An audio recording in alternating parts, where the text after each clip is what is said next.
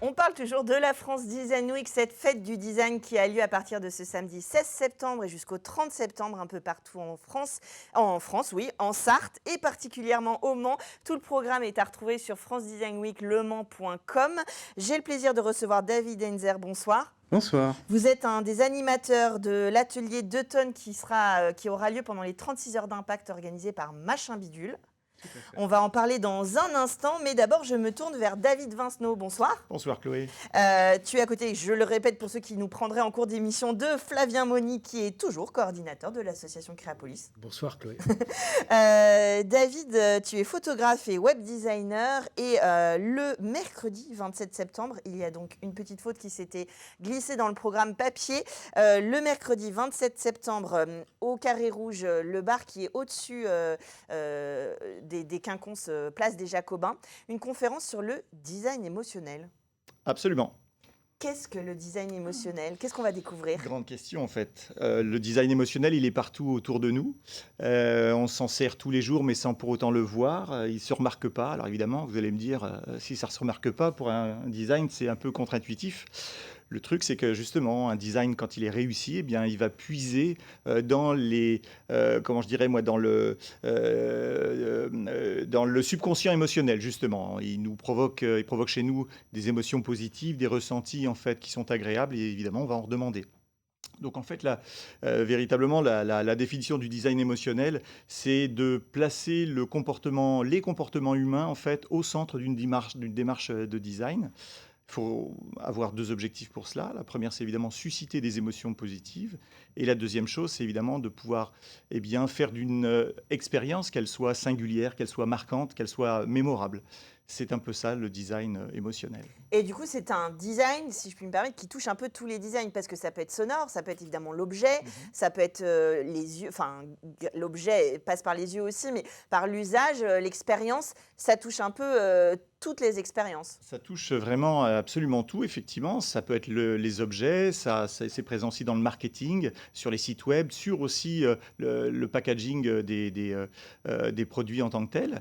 Et c'est une force de puissance assez intéressante par rapport aux marques. Et je citerai quelques petits exemples comme ça, des choses qui nous entourent et dont on n'a pas conscience, mais finalement, en fait, on voit que le chemin de la raison est supplanté par le chemin des émotions.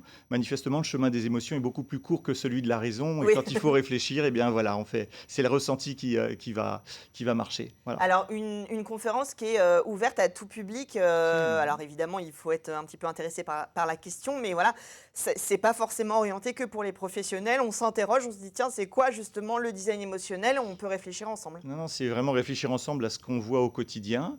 Ce sera dans un joli endroit, les Quinconces. Et puis, je serai aussi accompagné de Pierrick Pédron, qui est un jeune designer sonore, qui a une agence qui s'appelle Bleu Bruit, et qui va lui aussi nous donner des notions un peu scientifiques. Je pense notamment à l'agentivité, c'est-à-dire le fait de pouvoir influencer des personnes sur certains points.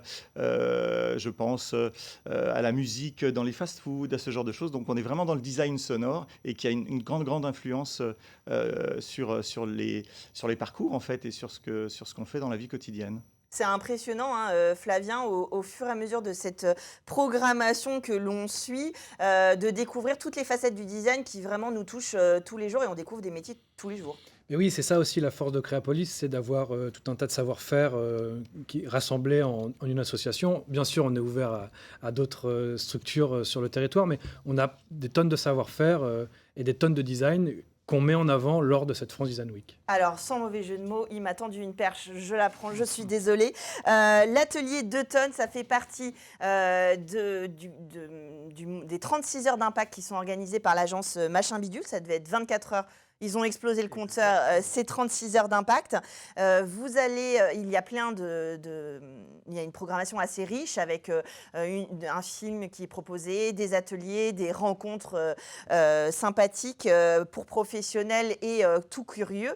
Et puis, vous allez vous proposer un atelier 2 tonnes. 2 tonnes, c'est 2 tonnes de quoi ?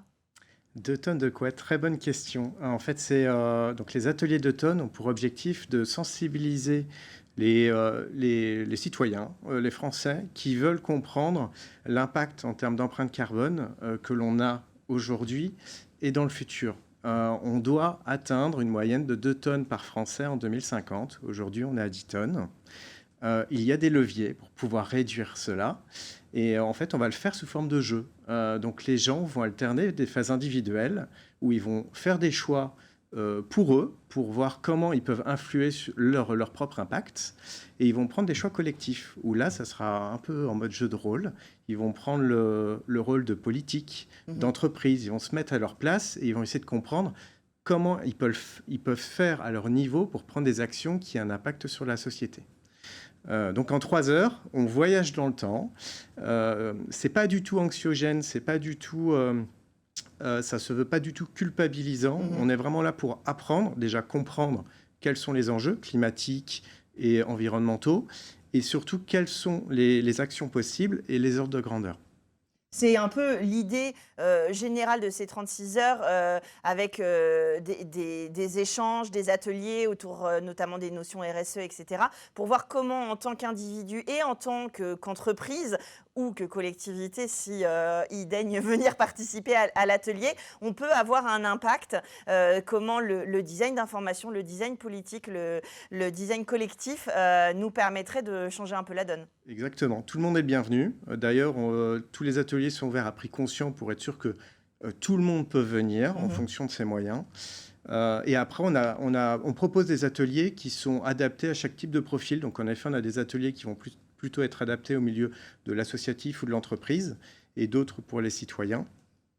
Avec des moments communs d'échange. Notamment, on organise le vendredi midi un pique-nique qui fera aussi bibliothèque humaine, où on invite des personnalités un peu atypiques, qui sortent un peu des classiques et qui vont venir partager leur expérience. Donc les gens vont pouvoir entre guillemets, les emprunter pendant quelques minutes pour comprendre quelle est leur vie et comment ils ont un impact autour d'eux. Design d'information, l'homme devient un livre d'information, en tout cas une source d'information et peut-être d'inspiration. C'est un peu l'idée générale de tous ces bénévoles qui travaillent au 36 heures d'impact, c'est peut-être de s'impliquer pour un monde différent et surtout une survie du monde de demain sans être culpabilisant, mais de réfléchir aux solutions qu'on peut trouver ensemble. Exactement. On va parler de sujets sérieux, de sujets vraiment actuels, mais l'objectif, c'est de le faire dans la bonne humeur et puis de montrer qu'on peut réinventer des récits aussi. C'est pas forcément tout noir dans l'avenir. On a un récit actuel dans notre société, mais on peut en inventer d'autres qui peuvent être intéressants et qui peuvent donner envie aux gens de changer. C'est la proposition de Machin Bidule, vous le retrouvez sur leur site internet et sur les réseaux sociaux. Il nous reste peu de temps, mais il y a encore plein d'autres choses un peu partout en Sarthe. Pour parler de Créapolis, il y a aussi un parcours commerçant dans le centre-ville, Flavien. Oui, on a organisé un parcours avec les librairies du centre-ville et les magasins et les boutiques éventuellement qui proposent du design, et en particulier les Galeries Lafayette qui nous font le plaisir de nous offrir leur grande vitrine rue des Minimes, merci, pardon, où vous pourrez voir des objets issus du recyclage qui viennent des bijoux d'Atelier Vézanne, de la ferronnerie d'art, de Cadel, de l'atelier de Ludo, je regarde ma fiche pour rien oublier, une designer Victoria Cavol qu'on avait pu voir l'année dernière, l'an passé, qui est issue de Talm, qui propose un produit aussi issu du recyclage, et une sélection de produits issus des images lointaines de l'univers du James Webb Telescope. Vous retrouvez tous les commerçants partenaires avec un petit macaron France Design Week. Les affiches et le programme sont à retrouver chez tous nos partenaires, chez tous les points où il y a l'événement à partir de ce samedi 16 septembre, oui, pardon. On vous retrouve aux Galeries des Jacobins en centre-ville, au rez-de-chaussée pour l'exposition Design au quotidien, à l'étage pour Brigitte. On vous retrouve au centre Paul Courboulet pour la grande exposition BD et design, et bien sûr chez tous nos partenaires, chez tous les participants un peu partout en Sarthe.